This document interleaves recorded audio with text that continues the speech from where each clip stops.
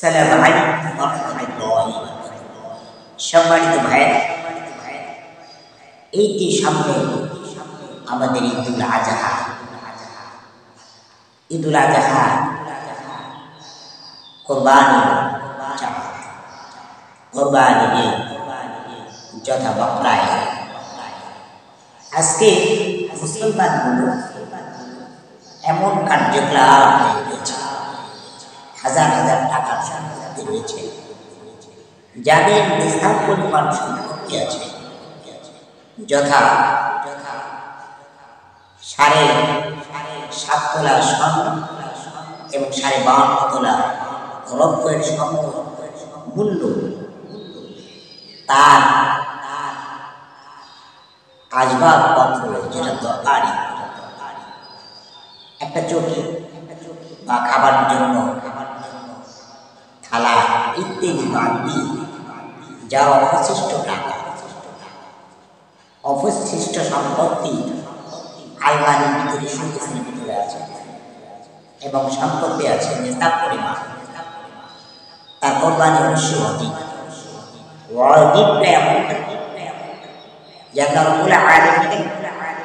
যা অবশ্যই পালন করতে হবে, না হলে গুণাগার।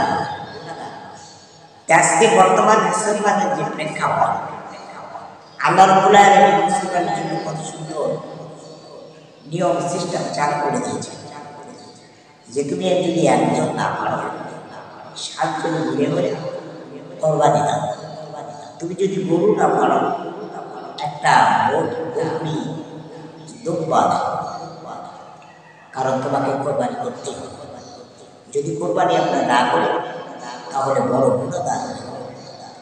তা আজকে বর্তমানে কোরবানির সময় যখন আসবে তখন তার সংসারে চলে না, ঘরে লাখ লাখ টাকা রয়েছে, লাখ লাখ টাকার সম্পত্তি রয়েছে, কিন্তু তার কোরবানি নিঃশ্বাসী চলে, কোরবানি দিতেই চায়। তারপরে আবার হিংসা, কোরবানি দিবেন আমি দেবো কেন। আবার অনেকেই হাজার হাজার লক্ষ লক্ষ টাকা রয়েছে, কিন্তু লক্ষ লক্ষ টাকা নিয়ে সে কোরবানির কপাল হচ্ছে। কারণ যার কোটিপতি সে দিচ্ছে কামড়ার সাথে কোরবানির ভাগ। তো মুসলমান ভাইরা, আসলে এটা আমাদের কিভাবে বিকারণ হচ্ছে? কারণ আল্লাহ হুকুম অবলম্বন করেছে, কোরআন মানতে রাজি, কোরআন মানি না। আল্লাহ হুকুম নামাজ, তো নামাজই করি না, কোরবানি কি করে করবো? আমার ভিতরে একই আসবে, আমার ভিতরে ইমান আসবে। তো আমরা ভালো মন্দ বুঝি, কোনটা হালাল কোনটা হারাম এইটাই বুঝি। তো কোরবানির কদরটা কতটুকু বুঝতাম?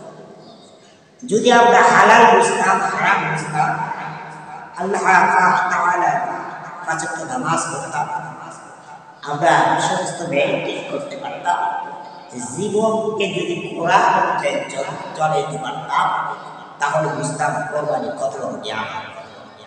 আরে কোরবানি তো প্রাণের পেয়ারা জিনিস দিতে বলেছে।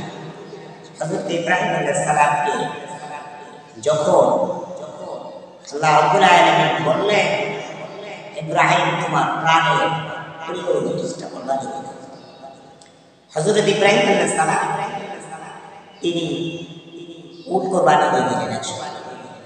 হলো না, আবার পরে তারপরে হযরত ইব্রাহিম আলাইহিস সালাম বারবার বলা হচ্ছে তোমার প্রাণের প্রিয় বস্তুটা কোরবানি দিতে। তো হযরত ইব্রাহিম আলাইহিস সালাম তার প্রাণের পরিচয় বেছে দিলেন যে আমার কাছে সবচেয়ে দামি, পিতা মাতার কাছে সবচেয়ে দামি হচ্ছে তার সন্তান। তিনি বুঝতে পারলেন যে আমার সন্তানকে আল্লাহ রাব্বুল আলামিন চেয়েছে। বিদায় অনেক কাহিনী আপনারা জানেন, বুঝে এক কোরবানি দিয়ে দিলেন। তো হযরত ইব্রাহিম আলাইহিস সালাম একজন আল্লাহর নবী পয়গম্বর, সেই পয়গম্বর তার প্রাণের পেয়ারা জিনিস কোরবানি দিচ্ছে, যার সারা দুনিয়ার ভিতরে সন্তান হচ্ছে পিতা মাতার কাছে সবচেয়ে দামি, সবচেয়ে সেই সন্তানকে কোরবানি দিচ্ছে আল্লাহর রাস্তায়। আর আমরা মাত্র কয়েকটি টাকা, মাত্র কয়েকটি টাকা, আমাদের প্রাণের প্রিয়ার জিনিস কয়েকটি টাকা, এটা আল্লাহ রাস্তায় দান করে আল্লাহ রাস্তায় দিয়ে দেবো। আর এই কোরবানির কারণে তোমার জানের হেফাজত, তোমার আপার বিপদের হেফাজত, তোমার এত বড় অট্টালিকা, কি এত বড় জমি জমা অট্টালিকা কি তুমি একবার চোখ বুঝে দেখো, একবার চোখ বুঝে দেখো, সমস্ত দুনিয়া অন্ধকার। কি কি তোমাকে বাঁচাবে? কোরআনকে মাননি, দুনিয়ার ভিতরে কোরআনকে মানো না, নবী সুন্নাতকে মানো না, কোরবানির দিন আসলে তুমি পালায় গেছো, তোমাকে কি রক্ষা করবে?